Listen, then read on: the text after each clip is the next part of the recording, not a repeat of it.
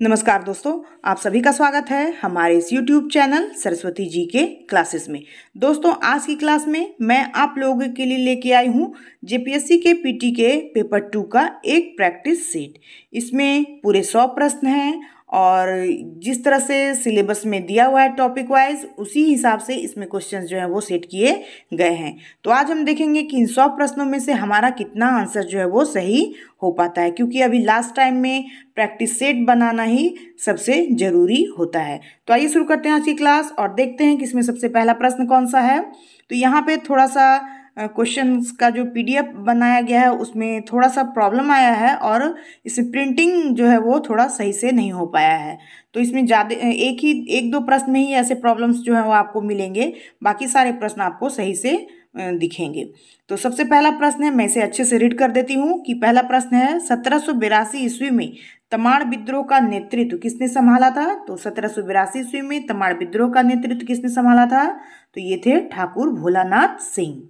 मुंडा आदिवासियों द्वारा 18वीं सदी के अंतिम चरण में एक विद्रोह छेड़ा गया था जिसे तमाड़ विद्रोह कहा जाता है, और इस विद्रोह की शुरुआत जो है 1782 ईस्वी में हुई थी और इस विद्रोह का नेतृत्व संभाला था ठाकुर भोलानाथ सिंह ने।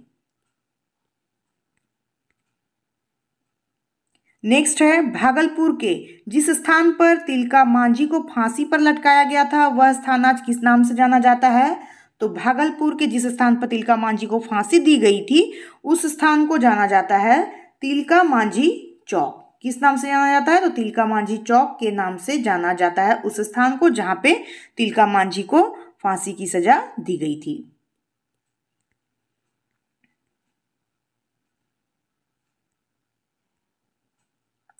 नेक्स्ट है, निम्नलिखित में से कोल विद्रोह का मुख्य कारण क्या था। तो कोल विद्रोह का मुख्य कारण इनमें से क्या था। तो इसका राइट आंसर हो जाएगा भूमि संबंधी असंतोष। 1831-32 ईस्वी में कोल विद्रोह चला और यह झारखंड का पहला सुसंगठित एवं व्यापक जनजातीय विद्रोह था। कृषि एवं शिकार कोलों का मुख्य व्यवसाय था और ब्रिटिश सरकार ने यहाँ की जमींदारी राजा और रैयतों को देकर कोलों को उनकी जीविका से वंचित कर दिया था, जिसकी वजह से उनमें असंतोष की भावना फैली थी। तो इसका कारण हो जाएगा भूमि संबंधी असंतोष, जिसकी वजह से कोल विद्रोह हुआ था। नेक्स्ट है, झारखंड के पहाड़िया विद्रोह का नेतृत्व संथाल परगना के सुल्तानाबाद क्षेत्र से किसने किया था। तो इसका राइट आंसर हो जाएगा रानी सर्वेश्वरी। 1781-82 ईस्वी में संथाल परगना के सुल्तानाबाद क्षेत्र से पहाड़िया विद्रोह का नेतृत्व महेशपुर राज्य की जो रानी थी सर्वेश्वरी, उन्होंने संभाला था। फिर नेक्स्ट है, झारखंड का प्रथम जनजातीय विद्रोह कौन सा है। तो झारखंड का प्रथम जनजातीय विद्रोह हो गया कौन सा। तो ये हो जाएगा पहाड़िया विद्रोह। झारखंड का प्रथम जनजातीय विद्रोह है पहाड़िया विद्रोह। नेक्स्ट है, झारखंड के किस क्रांतिकारी नेता सिंधराय बिंदराय एवं सुरगा का संबंध किस विद्रोह से था। तो झारखंड के जो क्रांतिकारी नेता थे सिंधराय बिंदराय एवं सुरगा, तो इनका संबंध था कौन से विद्रोह से। तो इनका संबंध था कोल विद्रोह से। किनसे था। तो कोल विद्रोह से सिंधराय बिंदराय एवं सुरगा का संबंध था। नेक्स्ट है, हाथी परियोजना की शुरुआत किस वन्य जीव अभ्यारण्य से हुई थी। तो ये जो हाथी परियोजना है इसकी शुरुआत दलमा वन्य जीव अभ्यारण्य से हुई थी। कहाँ से हुई थी। तो दलमा वन्य जीव अभ्यारण्य से। भारत सरकार द्वारा देश का प्रथम गज अभ्यारण्य सिंहभूम जिले में 26/9/2001 को अधिसूचित किया गया तथा इस हाथी परियोजना की शुरुआत जो है दलमा वन्य जीव अभ्यारण्य से हुई थी।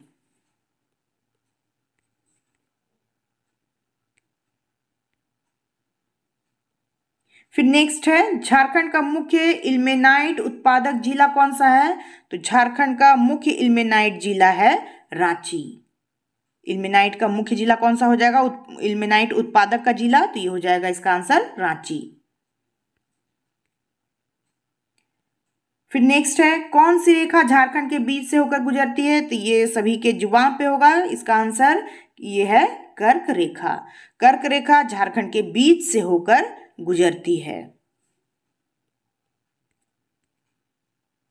नेक्स्ट है, मरांग गोमके के नाम से किसे जाना जाता है। तो ये सभी जानते होंगे कि मरांग गोमके के नाम से जाना जाता है जयपाल सिंह मुंडा को। किसे जाना जाता है। तो जयपाल सिंह मुंडा। फिर नेक्स्ट है, मौलाना अबुल कलाम आजाद ने रांची में कौन सी संस्थाएं स्थापित की थी? मौलाना अबुल कलाम आजाद के द्वारा रांची में कौन सी संस्थाएं स्थापित की गई थी? तो इसका आंसर, राइट आंसर हो जाएगा अंजुमन इस्लामिया और मदरसा इस्लामिया।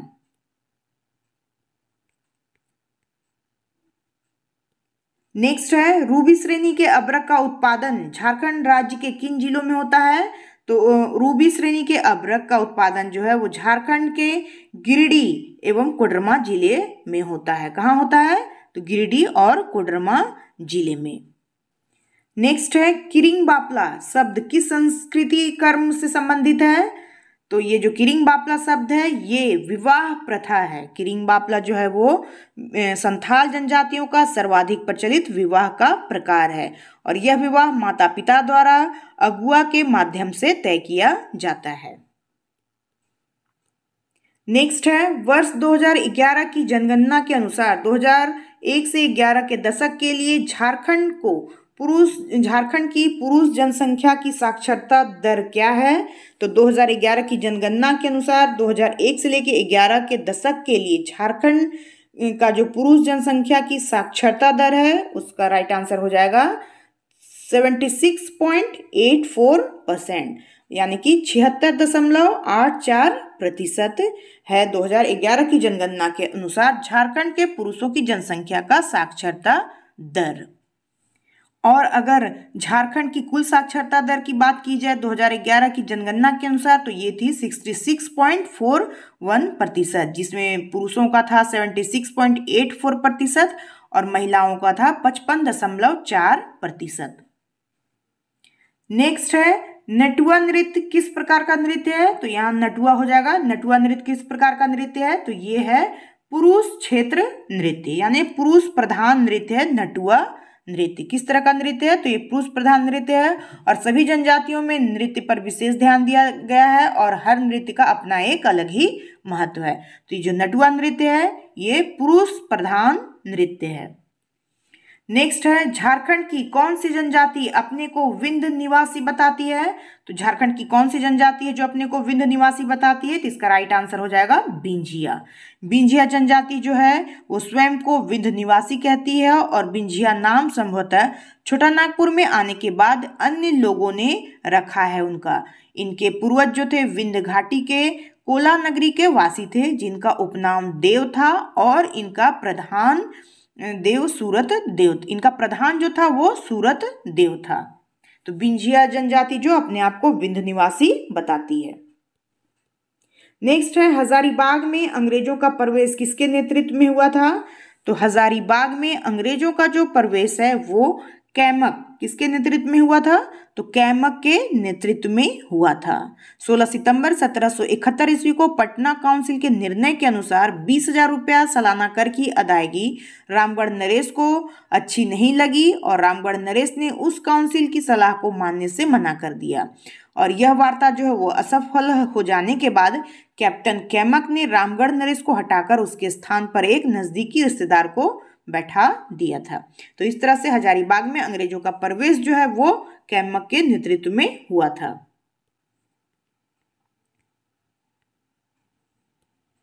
नेक्स्ट है, अंग्रेजों के विरुद्ध प्रथम विद्रोह किस क्षेत्र में हुए थे?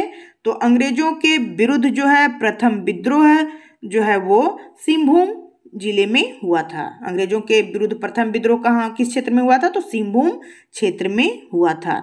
यानी कि अंग्रेजों के विरुद्ध प्रथम जो विद्रोह था सिंहभूम के अपदस्थ राजा जो थे जगन्नाथ ढाल उनके द्वारा किया गया था और यह विद्रोह 1767 ईस्वी में प्रारंभ हुआ जिसे ढाल विद्रोह के नाम से जाना जाता है। झारखंडी सुल्तान की उपाधि किसको दी गई है? तो झारखंडी सुल्तान की जो उपाधि है वो दी गई है आदिल शाह द्वितीय को। किसे दी गई है? तो आदिल शाह द्वितीय को झारखंडी सुल्तान की उपाधि दी गई है और ये खानदेश के शासक हैं आदिल शाह द्वितीय।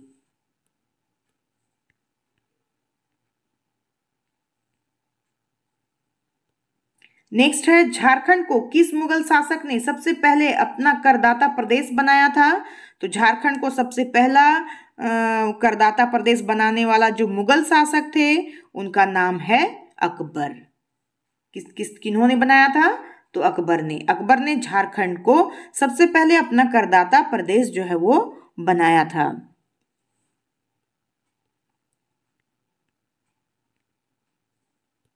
नेक्स्ट है दसम जलप्रपात किस नदी पर स्थित है? तो जो दसम जलप्रपात है ये कांची नदी पर स्थित है। दसम जलप्रपात रांची से 26 किलोमीटर की दूरी पर जो कांची नदी स्थित है उस पर ये बना हुआ है और यह प्रपात 130 फीट ऊंचा है। यहाँ 10 धाराएं हैं, इसलिए इसका नाम जो है वो दसम जलप्रपात पड़ा है। फिर नेक्स्ट है संविधान की किस धारा के अंतर्गत राज्य विधानमंडल का गठन किया गया है? तो संविधान की कौन सी धारा है जिसके अंतर्गत राज्य विधानमंडल का गठन किया गया है? इसका राइट आंसर हो जाएगा धारा 168। धारा 168 के तहत प्रत्येक राज्य के लिए एक विधानमंडल होगा जो राज्यपाल और राज्यों में 2 सदनों से तथा अन्य राज्यों में 1 सदन से मिलकर बनेगा। जहां केवल 1 सदन होगा वहां उसका नाम विधानसभा होगा और दूसरा सदन कौन होता है? तो विधान परिषद होता है। लेकिन हमारे झारखंड में एक ही सदन है और वो है विधानसभा।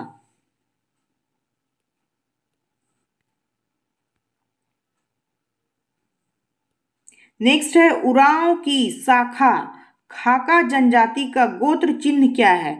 उरांव की जो शाखा है खाका उस खाका जनजाति उसका गोत्र चिन्ह क्या है? तो इसका राइट आंसर हो जाएगा कौआ।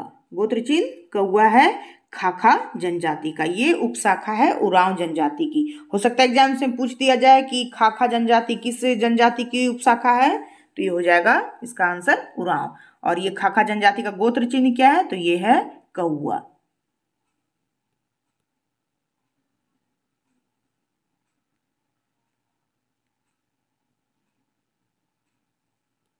नेक्स्ट है झारखंड में एल्यूमिनियम कारखाना कहाँ स्थित है? तो झारखंड में एल्यूमिनियम कारखाना कहाँ है? तो ये है मुरी में। एल्यूमिनियम कारखाना मुरी में स्थित है। फिर नेक्स्ट है छोटा नागपुर का पठार प्रायद्वीपीय पठार के किस भाग में स्थित है? तो छोटा नागपुर का जो प्रायद्वीपीय पठार है ये स्थित है किस भाग में? उत्तर पूर्वी भाग में। छोटा नागपुर का पठार जो प्रायद्वीपीय पठार के उत्तर पूर्वी भाग में स्थित है। फिर नेक्स्ट है पर्णपाती वनों का राजा किस वृक्ष को कहा जाता है? तो पर्णपाती वनों का राजा जो है वो साल वृक्ष को कहा जाता है।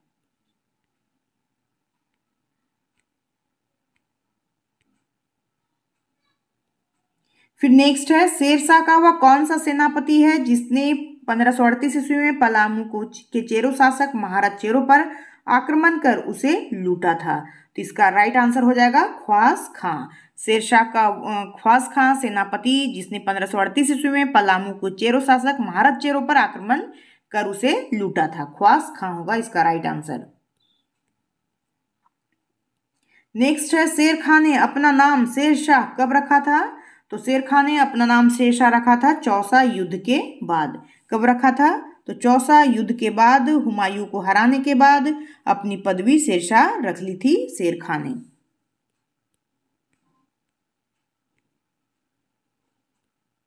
नेक्स्ट है कन्नौज का युद्ध हुमायूं एवं शेरशाह के बीच कब लड़ा गया, जिसको विलग्राम युद्ध भी कहते हैं? तो इसका ऑप्शन देख लेते हैं हम।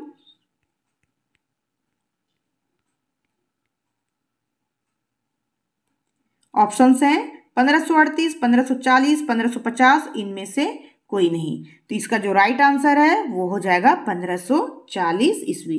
1540 ईस्वी में शेरशाह के द्वारा जो है विलग्राम युद्ध हुआ था हुमायूं के साथ। फिर नेक्स्ट है मेहरुनिसा किस बेगम का बचपन का नाम था? तो मेहरुनिसा जो है वो नूरजहां का बचपन का नाम था। नूरजहां के बचपन का नाम था मेहरुनिसा।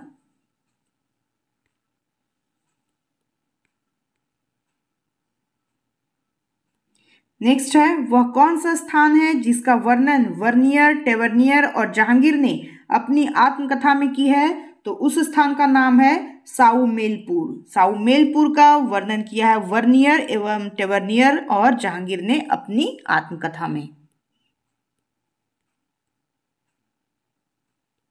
नेक्स्ट है चुटिया में राम सीता मंदिर का निर्माण किसने कराया था? तो चुटिया में राम सीता मंदिर का जो निर्माण है वो कराने वाले थे रघुनाथ शाह, लेकिन चूंकि ऑप्शन में उनका नाम नहीं दिया है तो इसका राइट आंसर हो जाएगा इनमें से कोई नहीं। राम सीता मंदिर का निर्माण किसने कराया था? तो ये रघुनाथ शाह ने करवाया था, लेकिन इसमें चूंकि ऑप्शन नहीं है तो इसमें हम टिक करेंगे इनमें से कोई नहीं। नेक्स्ट है पलामू के नए किले में नागपुर दरवाजे का निर्माता कौन था? तो ये जो पलामू के नए किले में नागपुर दरवाजे का निर्माता जो है उसका राइट आंसर हो जाएगा मेदिनी राय। पलामू के मेदिनी राय एवं रघुनाथ शाह के बीच दोहिसागढ़ में युद्ध हुआ और मेदिनी राय ने दोहिसा को लूटा और नागपुर दरवाजा भी वहां से वो ले आए, जिसको पलामू किले में उन्होंने लगवाया था। तो इसका राइट आंसर हो जाएगा मेदिनी राय।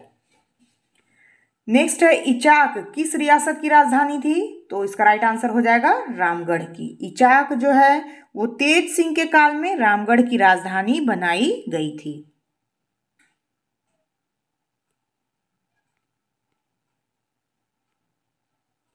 नेक्स्ट है जहांगीर ने अपनी आत्मकथा तुजू के जहांगीरी में झारखंड क्षेत्र के लिए किस शब्द का प्रयोग किया है?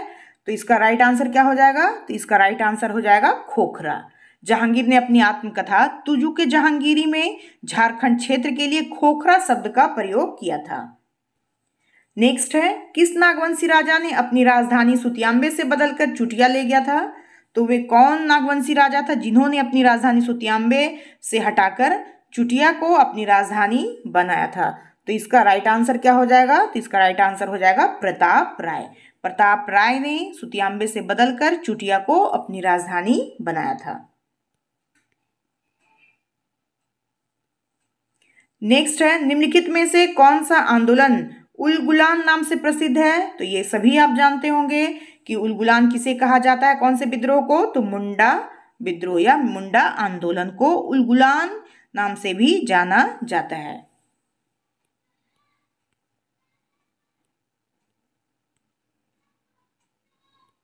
नेक्स्ट है आदिवासी महासभा का गठन किस वर्ष हुआ था?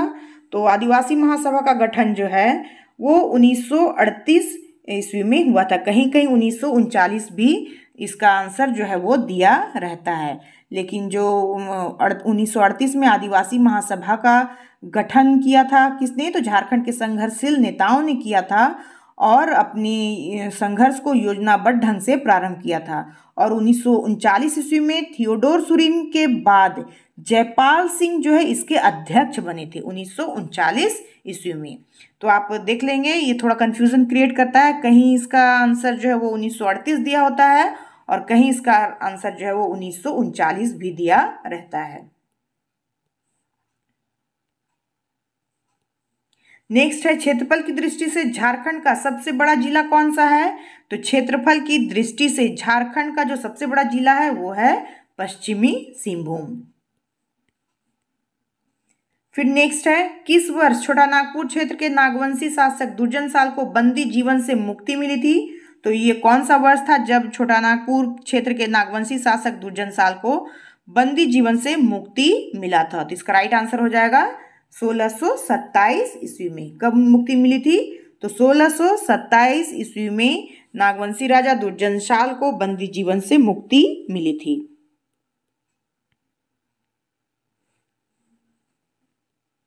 नेक्स्ट है दुर्जन साल को किस जिले में बंदी बनाकर रखा गया था? तो इसका राइट आंसर हो जाएगा ग्वालियर किला। कि दुर्जन साल को ग्वालियर के किले में बंदी बनाकर रखा गया था।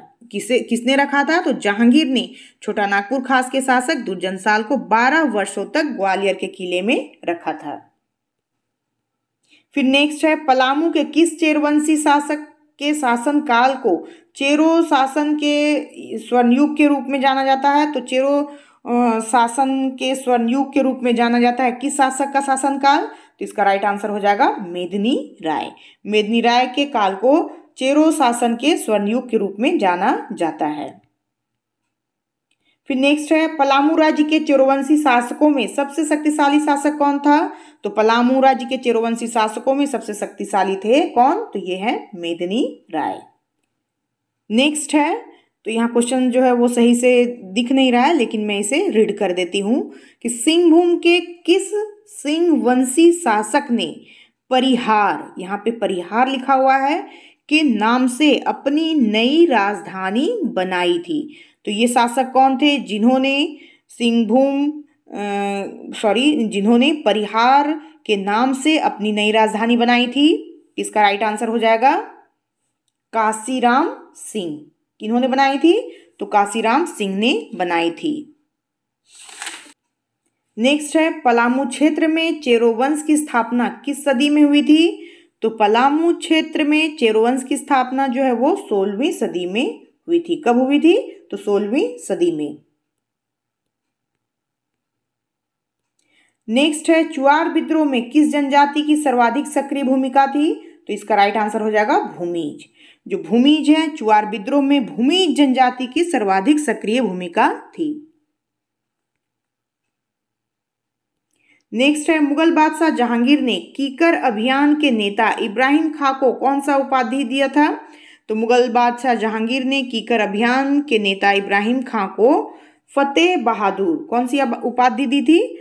तो इसे जहांगीर ने फतेह बहादुर की उपाधि जो है दी थी इब्राहिम खां को।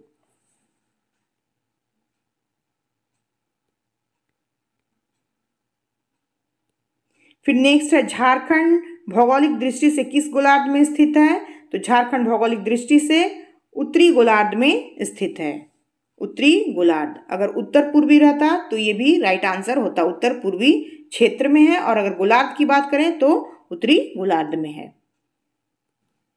नेक्स्ट है झारखंड राज्य के लोगों में कितने जे का उपयोग किया गया है? तो ये यहाँ जिस लोगों की चर्चा की जा रही है, ये पुराने लोगों के बारे में कहा जा रहा है कि उसमें कितने जे अक्षरों का प्रयोग किया गया है?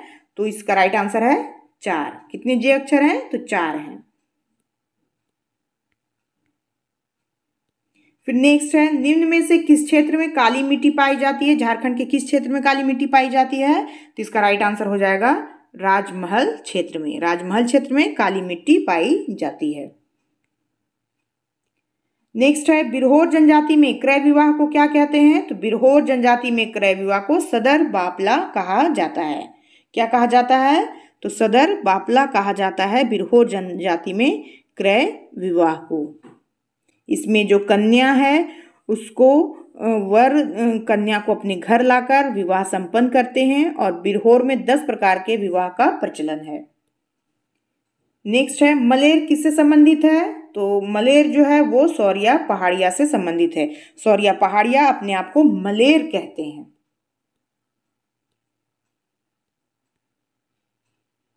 फिर नेक्स्ट है वर्तमान झारखंड में कृषि श्रमिकों का प्रतिशत कितना है? तो वर्तमान झारखंड में जो कृषि श्रमिक हैं उनका प्रतिशत है 45%। वर्तमान झारखंड में कृषि श्रमिकों का प्रतिशत है कितना? तो 45% है।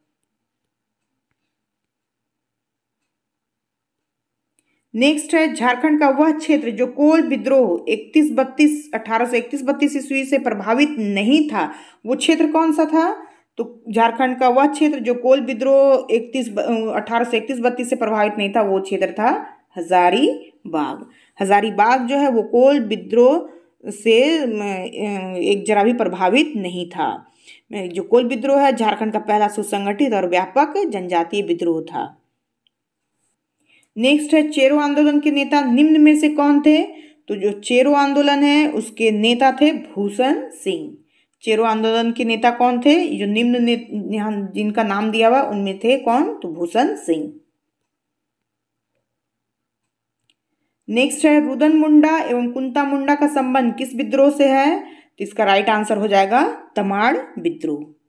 कौन से विद्रोह से है? तो रुदन और कुंता का संबंध जो छोटा नागपुर के एक छोटे से क्षेत्र तमाड़ से था, और यहाँ मुंडा आदिवासियों ने अगस्त 1819 में पुनः तमाड़ विद्रोह की चिंगारी को हवा दी थी। तो इस तरह से रुदन मुंडा और कुंता मुंडा जो है वो तमाड़ विद्रोह से संबंधित हैं।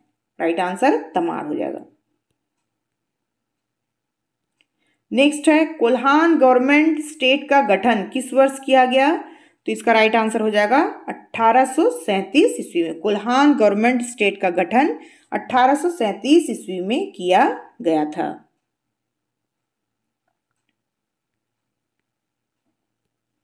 निम्न में से किस शासक द्वारा सरायकेला रियासत की स्थापना की गई थी?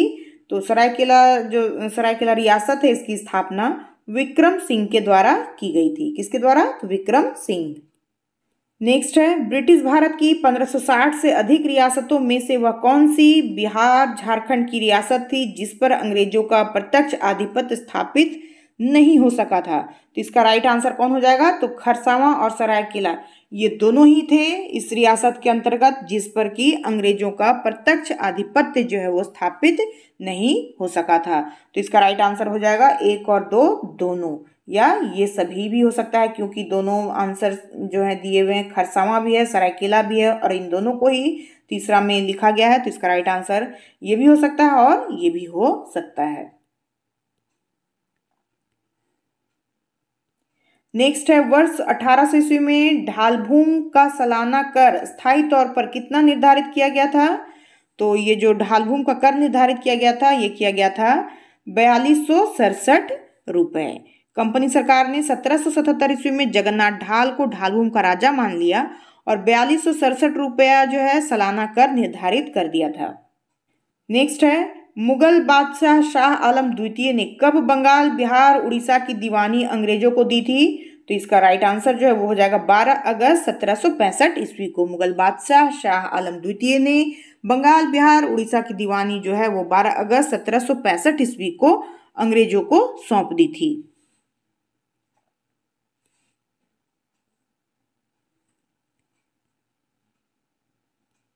नेक्स्ट है, कोनार कुंड परियोजना किस जिले में शुरू की गई है? तो ये जो कोनार कुंड परियोजना है इसकी स्थापना 1955 ईस्वी में गिरिडीह जिले में हुई है और यह बृहद सिंचाई परियोजना में से एक है और झारखंड में स्थापित इस परियोजना का कुल विद्युत क्षमता जो है 2590 मेगावाट है। तो इसका राइट आंसर कौन हो जाएगा? तो ये हो जाएगा गिरिडीह। कोनार कुंड परियोजना जो है वो गिरिडीह जिले में शुरू की गई थी। नेक्स्ट है, किस नदी घाटी पर मैथन और पंचेत जल विद्युत संयंत्र स्थापित है? तो इसका जो राइट आंसर है वो हो जाएगा बराकर। बराकर नदी पर स्थित है मैथन और पंचेत जल विद्युत संयंत्र। नेक्स्ट है, झारखंड राज्य का देश में रसोई कोयला संचय का प्रतिशत क्या है?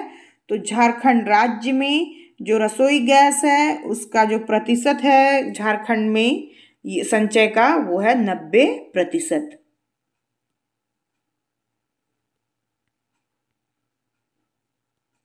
नेक्स्ट है, निम्नलिखित में से किसे एशिया का सबसे बड़ा स्टील संयंत्र माना जाता है? तो इसका राइट आंसर हो जाएगा बोकारो स्टील प्लांट। एशिया का सबसे बड़ा स्टील संयंत्र है बोकारो स्टील प्लांट। फिर नेक्स्ट है, मुख्यमंत्री दाल भात योजना के तहत प्रति प्लेट कितने रुपए की दर पर भोजन उपलब्ध कराया जाता है? तो इसका राइट आंसर हो जाएगा 5 रुपए। 5 रुपए की दर पर भोजन जो है वो उपलब्ध कराया जाता है प्रति प्लेट।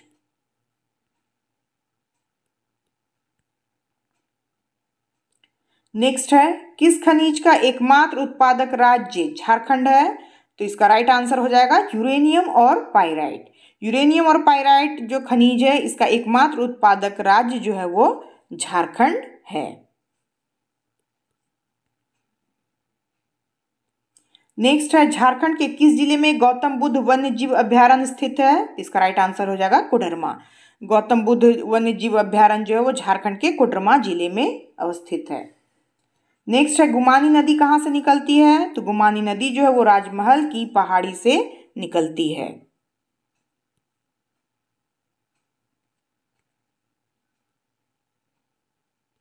नेक्स्ट है, झारखंड की दक्षिणी सीमा किस राज्य से लगी हुई है?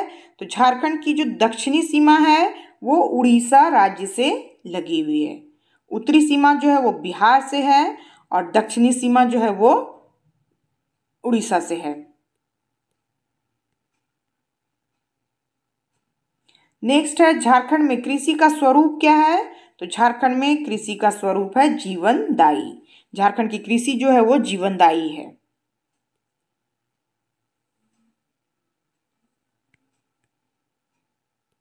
नेक्स्ट है, झारखंड की जलवायु भौगोलिक रूप से कैसी है? तो झारखंड की जो जलवायु है वो भौगोलिक रूप से उष्णकटिबंधीय मानसूनी जलवायु है। अगला है चीक बड़ाइक जनजाति का मुख्य पेशा क्या है। तो ये जो चीक बड़ाइक जनजाति है उसका मुख्य पेशा है क्या, तो कपड़ा बुनना। नेक्स्ट है सतगावा को किस सुल्तान ने अपनी राजधानी बनाई थी। तो सतगावा को अपनी राजधानी बनाने वाले जो सुल्तान थे उनका नाम था फिरोज शाह तुगलक। फिरोज शाह तुगलक ने हजारीबाग के एक बड़े इलाके को जीतकर सतगावा क्षेत्र को अपनी राजधानी बनाई।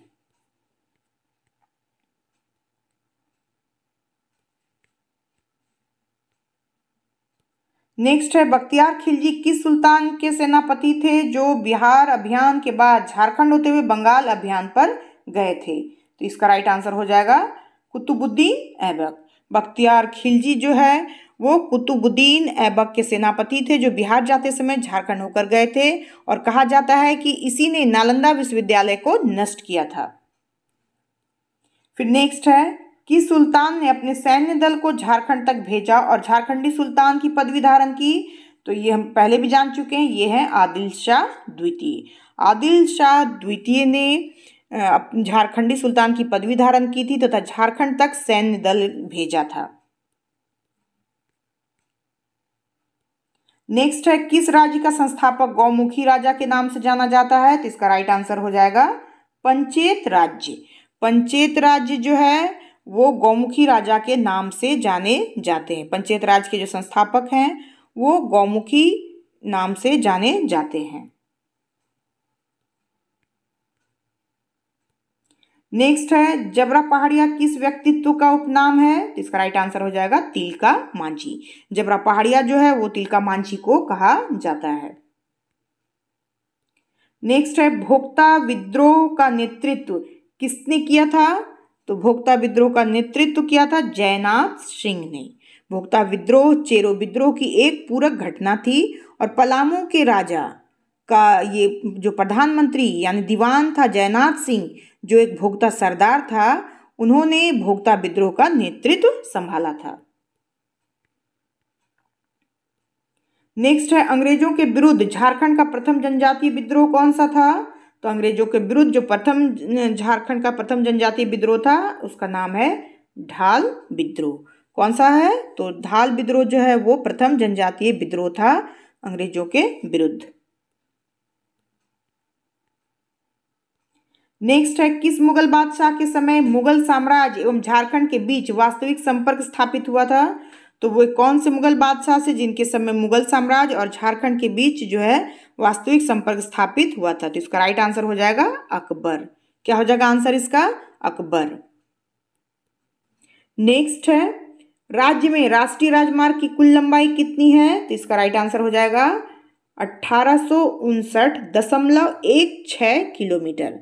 1859.16 किलोमीटर आंसर है इसका कि राष्ट्रीय राजमार्ग की कुल लंबाई है झारखंड में।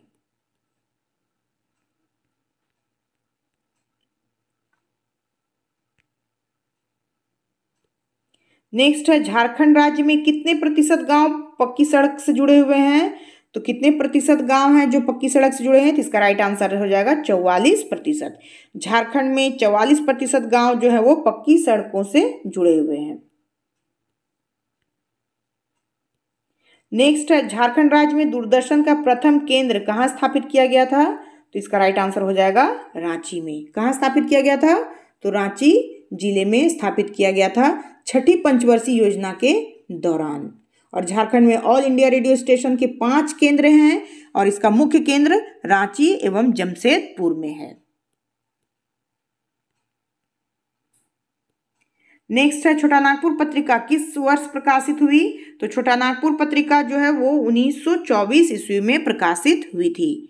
कब की गई थी, तो 1924 में प्रकाशित की गई थी और इसके संपादक थे रामराज शर्मा और इनके द्वारा अपर बाजार रांची से प्रकाशित हुआ था ये पत्रिका। और इस पत्रिका में झारखंड की समस्याओं एवं आदिवासी भाषाओं पर आदिवासी लेखकों द्वारा लिखे आलेखों की प्रमुखता थी इस पत्रिका में। नेक्स्ट है झारखंड में किन 2 जनजातियों की संख्या सबसे कम है। तो झारखंड में किन 2 जनजातियों की संख्या सबसे कम है। तो इसका राइट आंसर हो जाएगा बंजारा एवं बिरहोर। यहाँ जो ऑप्शंस दिए हुए उसके अकॉर्डिंग, यहाँ जो ऑप्शंस दिए हुए जनजातियों के बारे में उसके अकॉर्डिंग बंजारा और बिरहोर की जो संख्या है वो सबसे कम है। नेक्स्ट है, झारखंड में स्थित पहला राष्ट्रीय उद्यान कौन सा है? तो झारखंड में स्थित पहला राष्ट्रीय उद्यान है बेतला राष्ट्रीय उद्यान। बेतला राष्ट्रीय उद्यान जो है इसकी स्थापना 1986 ईस्वी में की गई थी और इसका क्षेत्रफल जो है वो 231.67 वर्ग किलोमीटर है और यह लातेहार जिले में स्थित है तथा भारत सरकार द्वारा यहाँ बाघ परियोजना चलाई जा रही है। नेक्स्ट है, चेरो जनजाति के पंचायत को क्या कहते हैं? तो ये जो चेरो जनजाति है इसके पंचायत को भैयारी कहा जाता है। चेरो जनजाति का मुख्य निवास स्थान पलामू और लातेहार जिला है और यह झारखंड की अकेली जनजाति है जो पहाड़ों और जंगलों में रहना पसंद करती है। इनका मुख्य पेशा कृषि है और इसके पंचायत को भैयारी कहा जाता है। नेक्स्ट है, खड़िया जनजाति के लोग अपने वन देवता को किस नाम से पुकारते हैं? तो ये जो खड़िया जनजाति के लोग हैं वे अपने वन देवता को बोराम, खड़िया जनजाति के लोग वन देवता को बोराम कहते हैं तथा इनके अन्य देवताएं भी हैं जैसे पाट दुबो जो पहाड़ देवता हैं, गुमी जो सरना देवी है, ये सभी देवी देवताओं के नाम हैं खड़िया जनजाति के। और इनका अगर मुख्य निवास स्थान देखा जाए तो गुमला, सिमडेगा, रांची, लातेहार, सिंहभूम और हजारीबाग जिला है। नेक्स्ट है, पाइका नृत्य क्या है? तो पाइका जो है वो पुरुष प्रधान नृत्य है। पाइका कैसा नृत्य है, क्या है? तो ये पुरुष प्रधान नृत्य है। तो एक ही प्रश्न जो है आपने देखा होगा कि कई बार जो है घुमा फिरा के पूछे गए हैं।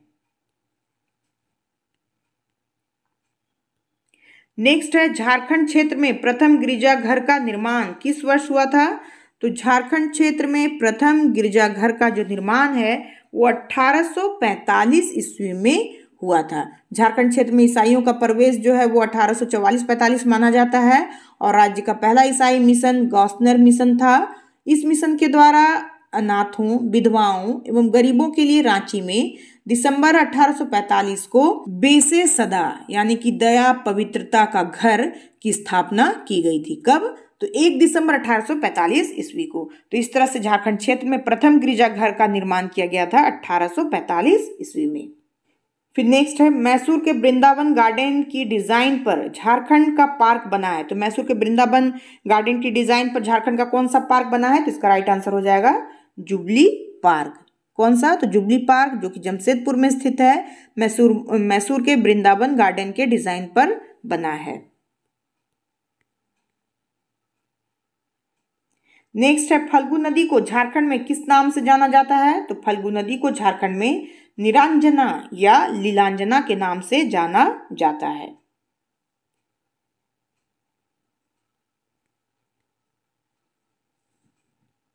नेक्स्ट है, छोटा नागपुर कम्यूटेशन एक्ट कब पारित किया गया?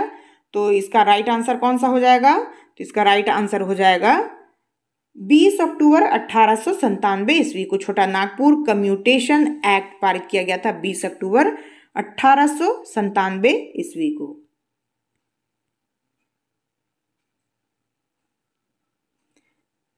नेक्स्ट है, काड़ा बेओरी शब्द झारखंड के सांस्कृतिक इतिहास में किस लिए प्रसिद्ध है?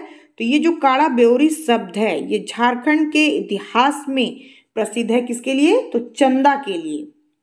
इस चंदा के लिए प्रसिद्ध है काड़ा बेओरी शब्द झारखंड के सांस्कृतिक इतिहास में।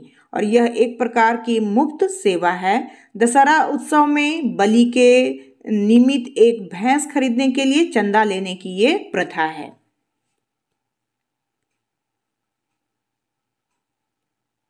नेक्स्ट है, तेलियों से तेल उत्पादन के लिए लिया जाने वाला कर का नाम क्या है? तो इसका नाम है धानी कर। तेलियों से तेल उत्पादन के लिए लिया जाने वाला कर क्या कहलाता है? तो धानी कर कहलाता है।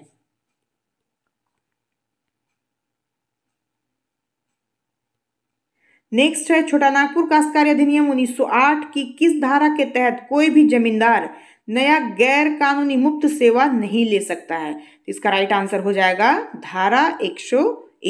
छोटा नागपुर काश्तकारी अधिनियम 1908 की धारा 101 के तहत कोई भी जमींदार नया गैर कानूनी मुफ्त सेवा जो है वो नहीं ले सकता है।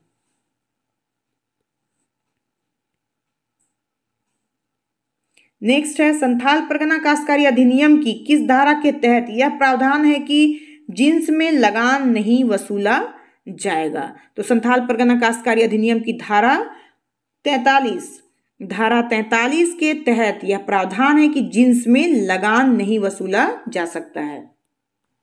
नेक्स्ट है संथाल परगना काश्तकारी अधिनियम में किस धारा में यह प्रावधान है कि गांव के सभी रैयत को मवेशी चराने का अधिकार है। तो सबसे पहले नेक्स्ट एंड लास्ट क्वेश्चन है, यानी कि 100वां नंबर का क्वेश्चन है, छोटा नागपुर काश्तकारी अधिनियम 1908 के किस धारा के तहत किस्त का भुगतान किया जाता है। तो इसका राइट आंसर हो जाएगा छोटा नागपुर काश्तकारी अधिनियम 1908 की धारा 52 के अनुसार किस्त का भुगतान जो है वो किया जाता है। तो ये थे 100 प्रश्न। आप कमेंट के द्वारा मुझे बताएंगे कि इन 100 प्रश्नों में से आपने कितने आंसर्स जो है वो सही किए हैं। तो ये था आज का पहला 100 प्रश्नों का सेट। नेक्स्ट अगर आपको ये अच्छा लगता है तो आप मुझे कमेंट के द्वारा अवगत कराएं, ताकि मैं इन 100 प्रश्नों का सेट जो है ये इसे जारी रख सकूं, क्योंकि अब जो है एग्जाम बहुत ही नज़दीक है और हमें ज़्यादा से ज़्यादा क्वेश्चंस जो है वो बनाने चाहिए सेट के माध्यम से। तो आपको जहाँ से भी ऑब्जेक्टिव क्वेश्चंस मिलते हैं, जैसे भी मिलते हो, चाहे वो यूट्यूब पे हो या चाहे आपके पास कोई सेट का बुक हो, आप उसे जरूर से जरूर बनाएं और ज़्यादा से ज़्यादा प्रश्नों को हल करने की कोशिश करें, क्योंकि अभी लास्ट टाइम में यही सबसे अच्छा उपाय है दिमाग में आंसर्स को सेट करने का। जितने ज़्यादा क्वेश्चंस के आंसर्स आप सही करेंगे या जितने क्वेश्चंस आप बनाएंगे, उतना ही आंसर जो है वो आपके माइंड में सेट होता जाएगा। तो ये थे 100 प्रश्न आज के लिए बस इतना ही। नेक्स्ट वीडियो में हम फिर मिलते हैं, तब तक के लिए धन्यवाद। जय हिंद, वंदे मातरम।